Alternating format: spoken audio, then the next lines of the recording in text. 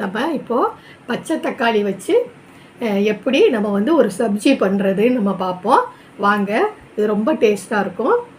வாங்க பார்ப்போம் எப்படி செய்கிறதுன்னு பார்ப்போம். இப்போ இந்த தக்காளி காய வச்சு ஒரு சப்ஜி பண்ணி பார்க்க போகிறோம்.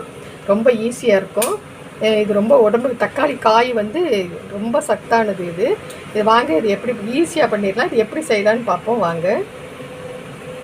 நம்ம வந்து பச்சை தக்காளி சப்ஜி பண்ண போகிறோம். அதுக்கு வந்து நம்மளுக்கு தேவையானதுக்கு ஒரு பவுட்ரு பண்ணிக்கிடுவோம். அதுக்கு வந்து 1 ஸ்பூன் மல்லி விதை, ஒரு 1/4 ஸ்பூன் கடுகு. இது நல்லா வெடிக்கட்டும். இதோட ஜீரகம், ஒரு 1/4 ஸ்பூன் ஜீரகம். இது வந்து நல்லா சும்மா வறுத்துக்குருவோம். ஆயிலெலாம் போட வேண்டாம். லேசாக சூடானா போதும். மிக்சியில் நம்ம பவுட்ரு தான் பண்ண போகிறோம். இது அதுக்காக கொஞ்சம் நசுங்க இந்த மல்லியெலாம் வந்து கொஞ்சம் வறுத்துட்டா நல்லாயிருக்கும். அது நல்லா கொஞ்சம் வாசனை வர முடியும். நல்லா வறுத்துக்குருவோம். நம்ம வந்து இப்போது இந்த பச்சை தக்காளி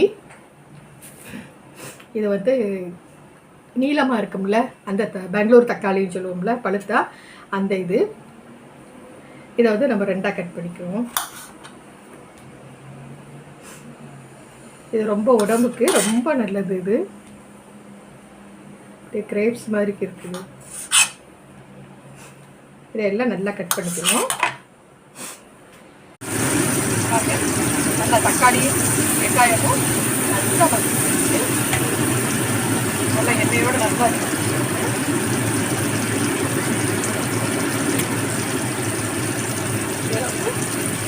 இது தேவையான அளவுக்கு நான் ஒரு 3/4 ஸ்பூன் வந்து தனி மிளகாய் சேர்த்துக்கிறேன்.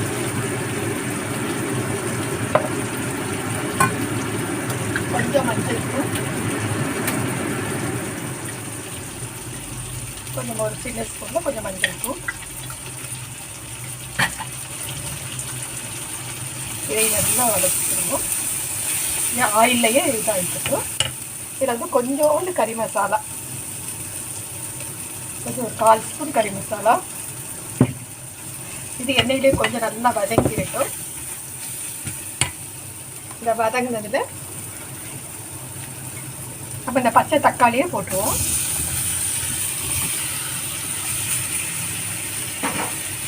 பச்சை தக்காளி வந்து நல்லா இதில் மசிச்சு விட்டுருவோம்.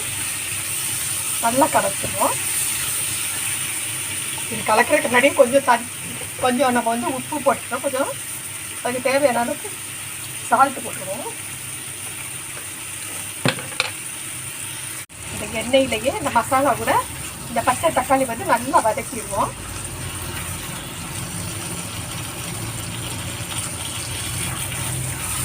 நல்லா வதங்கட்டும். இந்த லேசாக இந்த தோல் வந்து இப்போ சைனிங்காக இருக்கு பார்த்தீங்களா, அது கொஞ்சம் நல்லா சுருங்கும். கொஞ்சம் வதங்கணும். இந்த ஆயிலே கொஞ்சம் இது பண்ணும்போது கொஞ்சம் நேராப்பில் அந்த ஸ்கின் வந்து கொஞ்சம் சுருங்குற மாதிரி இருக்கும்போது பாருங்க, அந்த தோல் வந்து கொஞ்சம் இதாகிருக்கு, அது சுருங்குற மாதிரி ஆகிருக்கும். அதனால இது சும்மா ரொம்ப தண்ணி ஊற்றிடக்கூடாது. இது வேக முழுகிற அளவுக்கு 1 டம்ளர் தண்ணி ஊற்றினா போதும். எவ்வளோக்கு நம்ம போட்டிருக்கோமோ அது ரொம்ப ஊற்றிடக்கூடாது. தக்காளி வந்து ரொம்ப வெந்து அப்படியே கரைஞ்சிடக்கூடாது. கொஞ்சம் அழகாக தெரியணும். அப்போ தான் சப்ஜி பார்க்குறதுக்கு ரொம்ப நல்லாயிருக்கும்.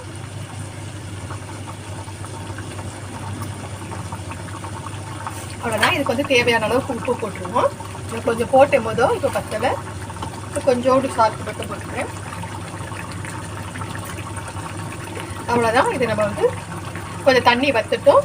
அப்புறமா நம்ம அரைச்சி வச்சுருக்கிறோம்னா மசாலா, கொஞ்சோண்டு கடுகு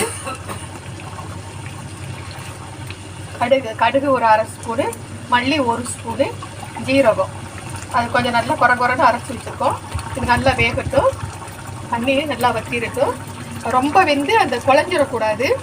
குழையாமல் அது இது பண்ணுற அளவுக்கு இந்த தண்ணி வத்துற அளவுக்கு ஒரு சிம்மில் வச்சு கொஞ்சம் நேரம் மூடி வச்சுருவோம். ஒரு அளவுக்கு கொஞ்சம் கெட்டியாக வந்துருச்சு பாருங்க சப்ஜி. நம்மளுக்கு வேணுங்கிற அளவுக்கு நம்ம சப்பாத்தி, சாதம், எதுக்கு நம்மளுக்கு வேணுமோ நம்ம வந்து மட்டன் குழம்பு மாதிரி எதை வச்சு சாப்பிட்றோமோ அந்த மாதிரி கிளம்பிக்கலாம். இப்போ நம்ம அரைச்சி வச்ச அந்த பவுடரை போட்டுருவோம். அவ்வளோதான். இதை போட்டு கொஞ்சம் நேரம் கொதிச்சா போதும். அந்த வாசனை வந்து ரொம்ப நல்லா இருக்கும். பாருங்க நல்லா கெட்டி ஆயிடுச்சு பாருங்க. போதும். இப்போ வந்து அழகா இவ்வளோ வெந்திருக்கணும். தக்காளி வந்து நல்லா வெந்திருக்கு பாருங்க.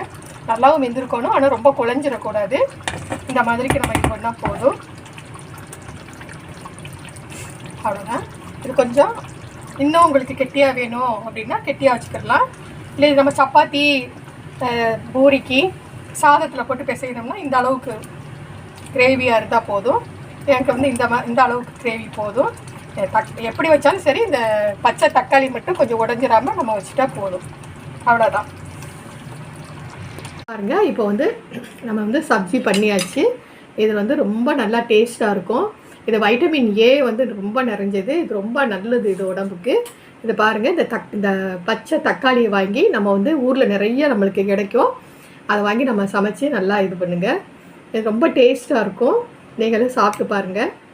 சப்ஜி வந்து ரொம்ப ரொம்ப ஈஸியாகவும் இருக்கும். வீட்டில் உள்ள பொருட்களை வச்சே தான் நம்ம செய்வோம். இது பண்ணுங்கள், செஞ்சு பாருங்கள், சாப்பிட்டு பாருங்கள். லைக் பண்ணுங்கள், ஷேர் பண்ணுங்கள், சப்ஸ்கிரைப் பண்ணுங்கள், பெல் பட்டன் அமுக்குங்க. தேங்க்யூ, பாய்.